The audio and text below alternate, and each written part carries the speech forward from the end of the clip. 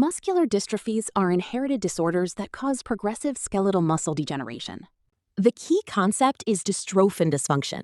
In healthy muscle, dystrophin stabilizes the muscle membrane during contraction. In Duchenne muscular dystrophy, dystrophin is essentially absent, causing severe, rapid degeneration. In Becker muscular dystrophy, dystrophin is present but abnormal, so progression is slower and less severe. NCLEX focus points are progressive proximal muscle weakness, pelvic girdle involvement, loss of ambulation over time, respiratory decline, and cardiomyopathy complications. The high-yield concept here is dystrophin acts like an anchor that protects muscle cells during contraction.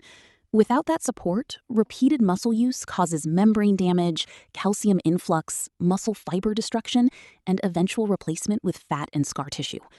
Symptoms usually begin in childhood, especially affecting proximal muscles like the hips and shoulders first. Remember, muscular dystrophy is progressive, not episodic. Duchenne muscular dystrophy is the classic severe form and is X-linked recessive, primarily affecting boys. Symptoms usually begin between ages 2 and 5.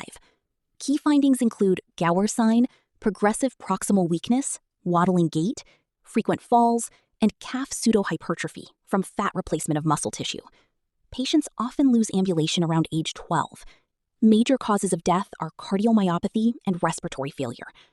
NCLEX priority areas are respiratory monitoring, cardiac assessment, mobility support, and fall prevention. Becker muscular dystrophy is also X-linked recessive, but is milder because dystrophin is partially functional instead of completely absent. Onset is usually later, during adolescence or early adulthood. Patients maintain ambulation much longer than Duchenne patients, and progression is slower. Calf pseudohypertrophy can still occur, but is generally less severe. High-yield distinction. Duchenne equals absent dystrophin and severe early disease. Becker equals abnormal dystrophin and slower progression.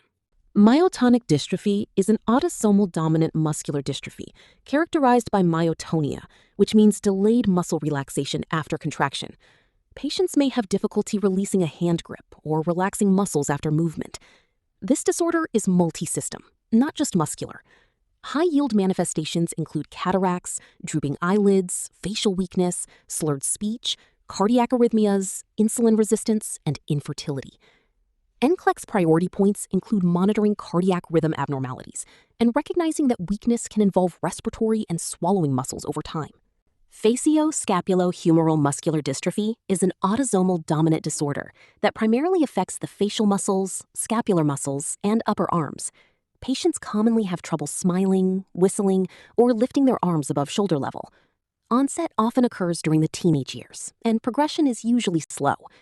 High-yield clue: facial weakness with scapular and shoulder involvement strongly suggests FSHD. Limb-girdle muscular dystrophy affects the shoulder and pelvic girdle muscles and can be either autosomal dominant or autosomal recessive. Severity and age of onset are highly variable. Patients typically develop progressive proximal muscle weakness involving the hips and shoulders. NCLEX focus points include fall prevention, mobility assistance, physical therapy support, and monitoring for respiratory or cardiac complications, depending on disease severity. This chart helps organize the major muscular dystrophies for exam comparison. Duchenne muscular dystrophy presents early in childhood with absent dystrophin and rapid progression. Becker muscular dystrophy has abnormal dystrophin with slower progression and later onset. Myotonic dystrophy is autosomal dominant and distinguished by delayed muscle relaxation plus multi-system involvement. FSHD mainly affects facial and shoulder muscles with very slow progression. Limb-girdle muscular dystrophy primarily affects proximal shoulder and pelvic muscles with variable severity. For NCLEX questions, focus on inheritance pattern, age of onset, affected muscle groups, and rate of progression. There is no cure for muscular dystrophies, so management focuses on preserving function, slowing complications, and maximizing quality of life. Care is highly interdisciplinary. Neurology manages disease progression, cardiology monitors for cardiomyopathy and arrhythmias, and respiratory therapy helps manage declining pulmonary function. Physical and occupational therapy focus on mobility, bracing, stretching, contracture prevention, and maintaining independence as long as possible. A major NCLEX priority is recognizing the monitoring triad: respiratory failure, cardiac dysfunction, and scoliosis. Respiratory weakness is one of the leading causes of morbidity, especially in Duchenne muscular dystrophy. Progressive scoliosis can further impair lung expansion, worsening respiratory compromise. Nurses play a major role in fall prevention, energy conservation, skin integrity, respiratory assessment, psychosocial support, and patient family education. Genetic counseling and long-term planning are also important because many of these disorders are inherited and progressive.